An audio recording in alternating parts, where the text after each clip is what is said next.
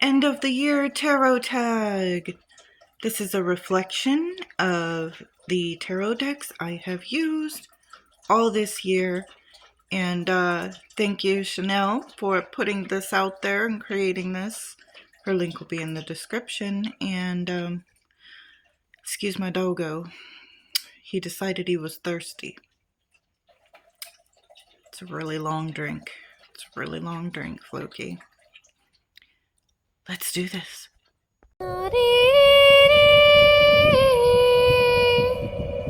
For the deck I use most this year, that would be the beautiful Creatures Tarot. Stunning deck. I absolutely love this deck, and I've gotten some really insightful and amazing readings from this.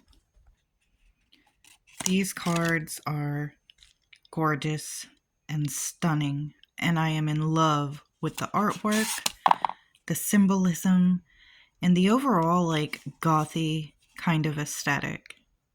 I love the backs of them and the purple. Oh, hold on.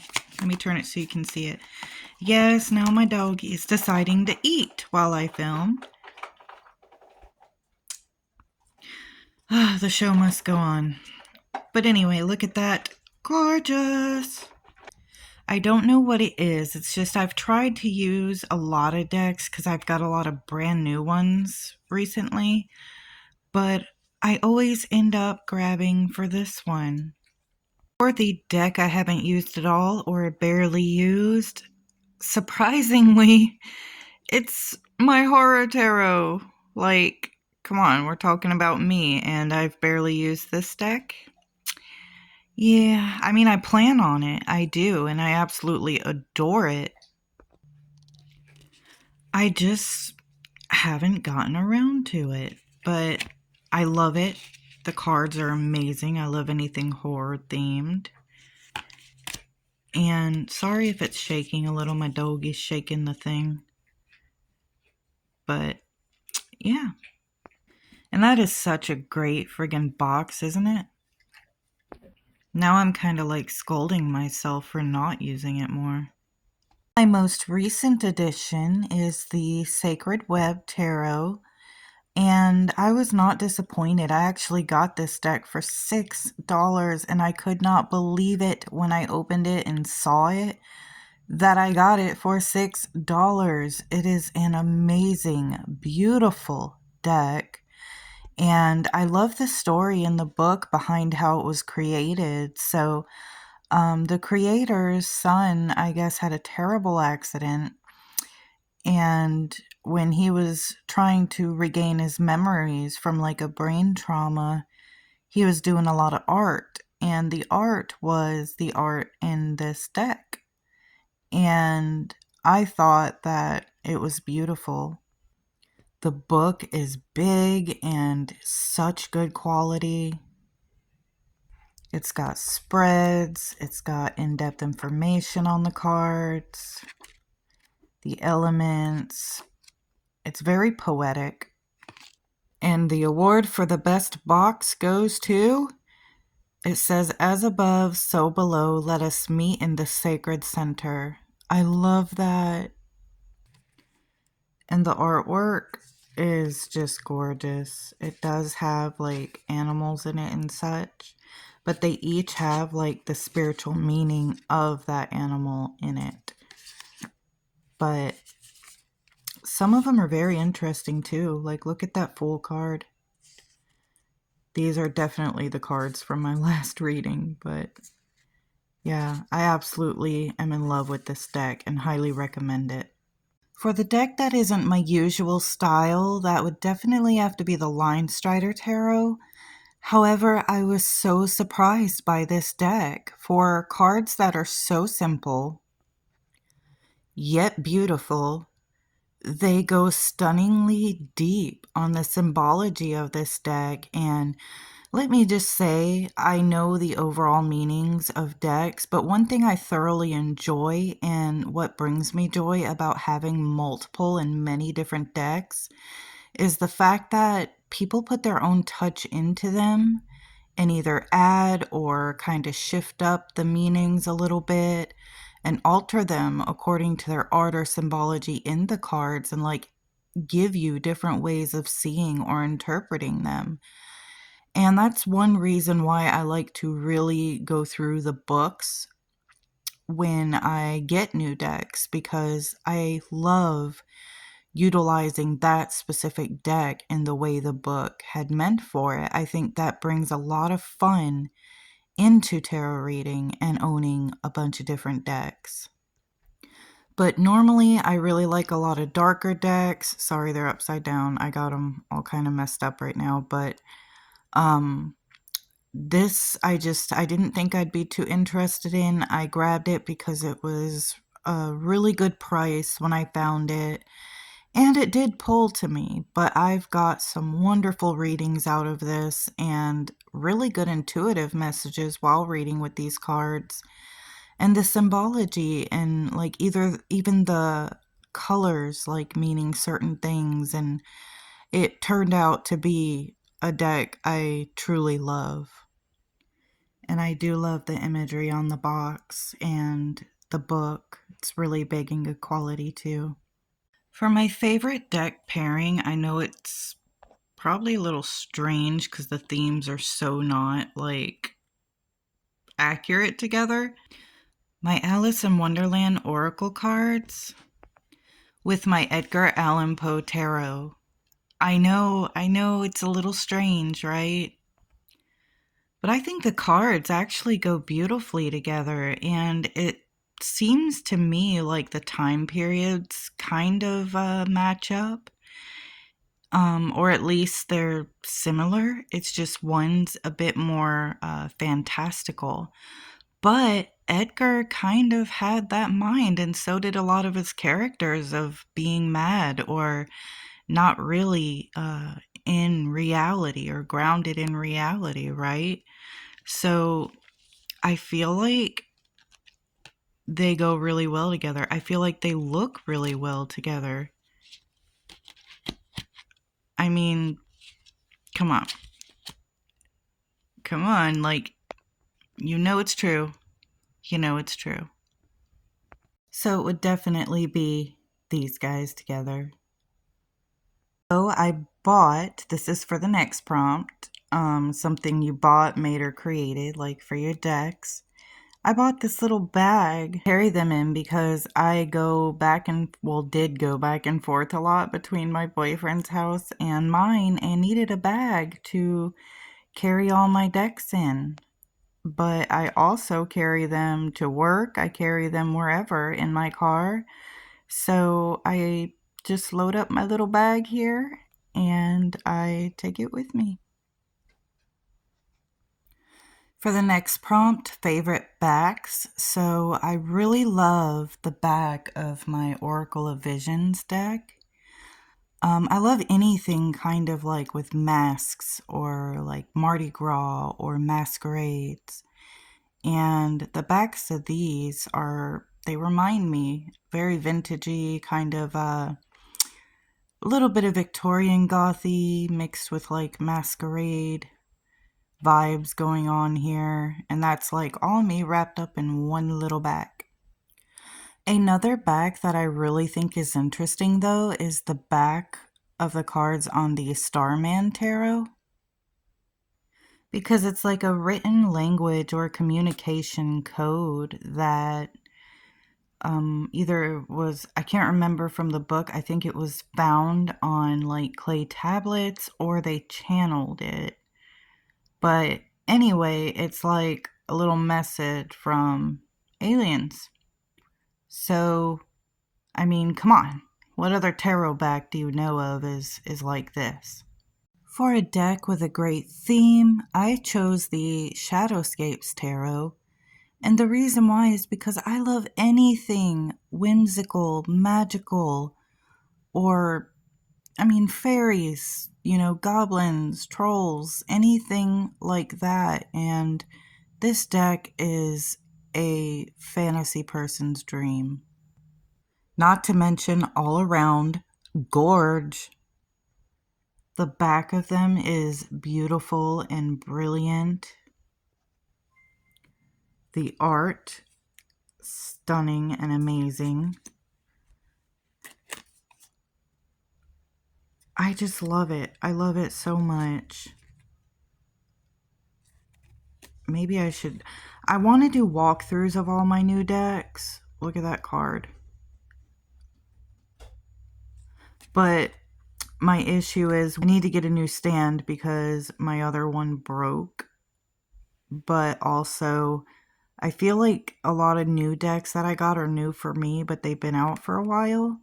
But if you would like to see my new deck walkthroughs, just comment. Leave me a comment. Let me know.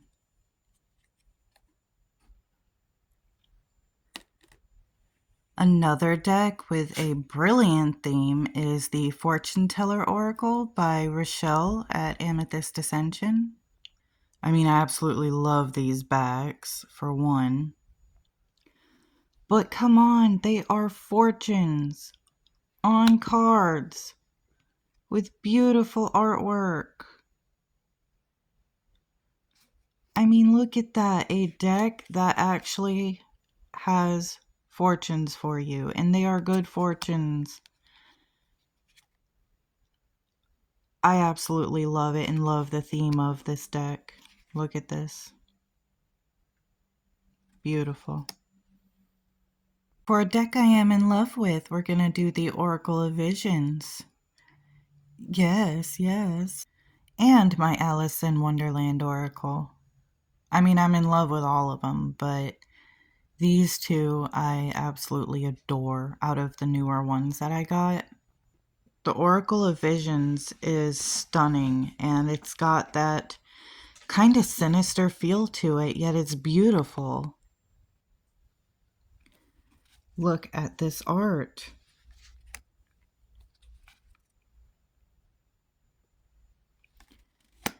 I am in love with the artwork in this deck. I think it's stunning. It's a little spooky, kind of haunting.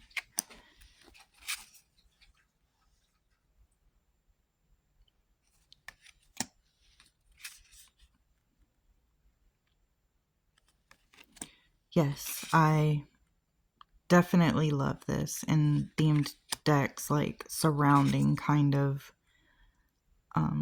these type of vibes. And this Alice deck, it's another back I really, really love. Look at that.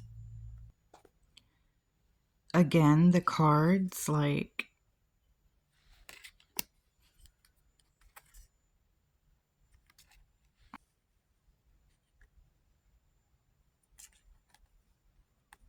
very Alice in Wonderlandy, if that's even a word, but I like that they utilized a lot in this deck from Alice in Wonderland that you don't get to really see like in the mainstream. They kind of covered a lot that like wasn't in the movie, or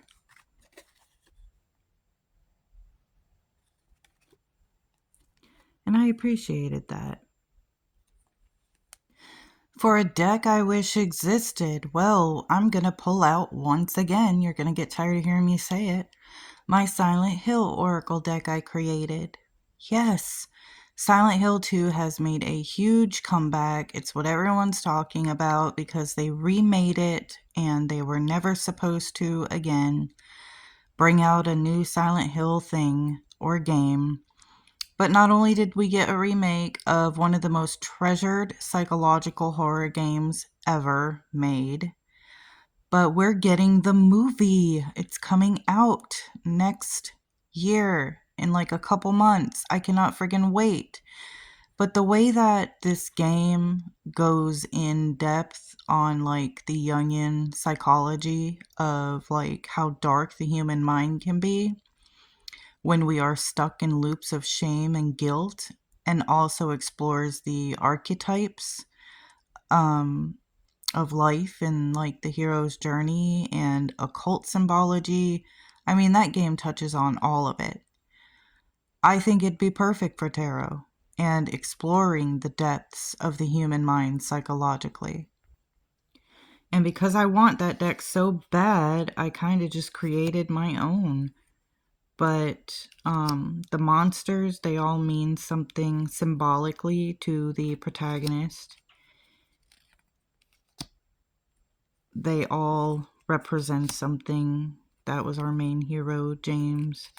Well, not really a hero, he's more hero villain, really a villain, but like, for example, this monster in the game represented his repressed sexuality or something like that. And then you got like different archetypes in the game and what they mean and stand for.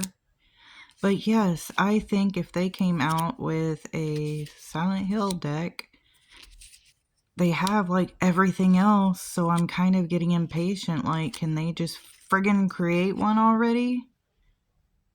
For my cards that sum up my year as a whole, for me, and this is from the Line Strider Tarot, I chose two of them because I couldn't decide, but that's Two of Cups and the Star.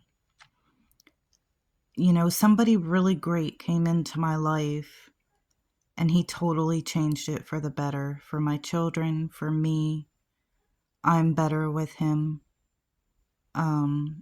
He is my rock, my support, my hero. And we've both worked our asses off all year long to get to where we're at now. And we didn't give up despite all the obstacles, all the hardships that fell on us over the last year. And the few years before that, it was very difficult for me. It was a struggle. And I just didn't see that star at the end of the tunnel. But when you sometimes have the help of someone who truly supports you and is your backbone, you can do great things with a little bit of support, with someone that has your back, that doesn't do everything for you, but encourages you to get up and do it. But they'll have your back if you fall. You know what I mean? They add to it. I had that mentality I could do it on my own before him, and I did. I did a lot of years of surviving and being strong for my family by myself, but I realized with him that when you have someone good beside you, truly good, you're so lucky, so fucking lucky. And I'm so grateful. And because of this union, I'm where I begged to be a year ago. And I now see that star at the end of the tunnel or in the sky. And we're going to shine, all of us, like the star. A lot of my tarot practice, it's definitely been personal, you know, about my journey, about insight. I've done a lot of past life readings this year. I've done a lot of shadow work. I've done a lot of spiritual stuff using tarot. I'm now getting into the practice of meditating with certain cards before I astral. Trying to sort of use them as like a magical portal or even in spells. But right now, I'm really into journaling my readings and doing spreads.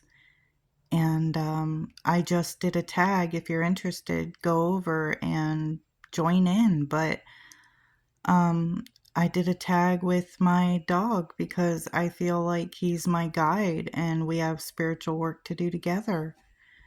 And I love just using tarot in any way I can to ask questions about life around me, go deeper into spirituality, or use it to make me better or my situation better.